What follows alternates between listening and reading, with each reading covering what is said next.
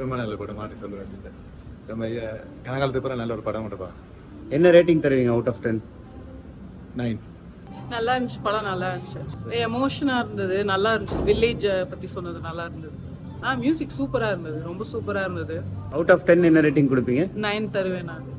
வாழை படம் ரொம்ப நல்லா இருக்கு, நல்லா எடுத்திருக்காங்க, ரொம்ப பிடிச்சிருக்கு. ஆக்சுவலாக ஸோ ஒரு மாதிரி ரொம்ப ஹார்ட் எமோஷன்ஸ் தான். பையன் கேரக்டர் நல்லா இருக்கு, ரொம்ப நல்லா பண்ணியிருக்காங்க. ஆக்சுவலாக பார்க்கறதுக்கும் நல்லா இருக்கு, கதையோட ஒன்றியும் நல்லா இருக்கு. அவுட் ஆஃப் 10 என்ன ரேட்டிங் கொடுப்பீங்க? அவுட் ஆஃப் 10 நான் வந்துட்டு 9 கொடுப்பேன். கண்டிப்பாக எல்லாருக்கும் பிடிக்குமான்றது தெரியாது, but it's very nice concept. நல்லா பிடிச்சிருக்கு, நல்லா இருக்கு. ரொம்ப சூப்பராக இருக்குது படம். ரொம்ப நாளைக்கு அப்புறம் ஒரு நல்ல படம் பார்த்த மாதிரி ஒரு ஃபீலிங்.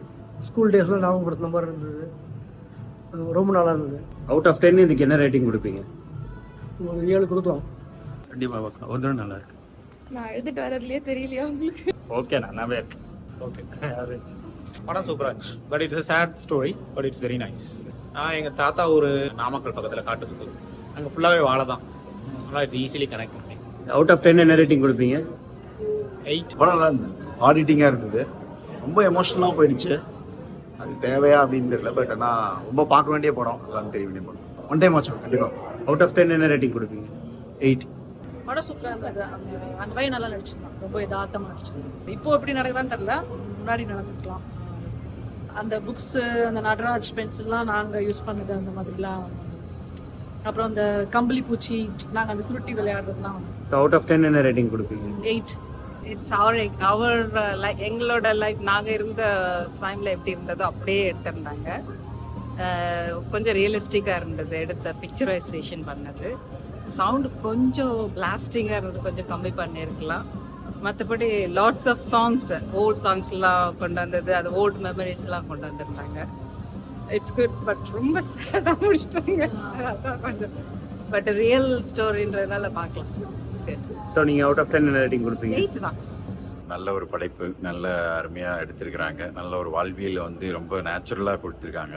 இல்லை அந்த பையனோட வயசுக்கு என்ன ஒரு மெச்சூரிட்டி இருக்குமோ அதை கரெக்டாகவே அதை பிரதிபலித்து கரெக்டாக காமிச்சிருக்காங்க. நம்மளாலே அந்த இது கனெக்ட் ஆக முடியுது. அந்த வயசுக்கு அவனுக்குன்னு ஒரு உணர்வு இருக்குது, அந்த உணர்வை அவங்களால வெளிப்படுத்தி சரியாக அவனுக்கு வேணுங்கிறது அவனுக்கு கிடைக்கல.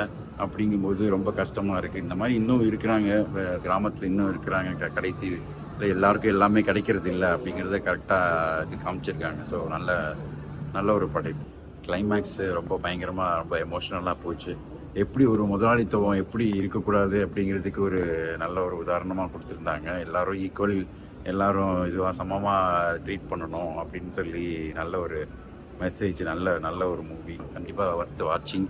அவுட் ஆஃப் 10 கண்டிப்பாக 9.5 கொடுக்கலாம். நல்லா அவரோட படத்தில் 4 படத்துலையுமே இது ஒரு நல்ல ஒரு தரமான படம், நல்லாவே இருந்தது. வாழை செம்ம மூவி ஜி, செம்ம ஃபீலிங்கு. ஆக்சுவலாக திருச்சியில் உங்கள் சப்ஸ்கிரைபர்லாம் பார்த்துட்டு இருப்பாங்க. அவங்களுக்குலாம் என்ன சொல்கிறேன்னா, அவங்களுக்கு ஞாபகம் இருக்குமான்னு தெரில, அந்த 80s கிட்ஸ், 79, 80s அந்த கிட்ஸ்லாம். அங்கே உய்யகுண்டம் மலைன்னு ஒன்று இருக்குது, அங்கே பார்த்தீங்கன்னா செம்மையாக இருக்கும். குளுமாவி கோயில் பக்கத்தில். அப்புறம் ஆறுகன்னு ஒன்று இருக்குது.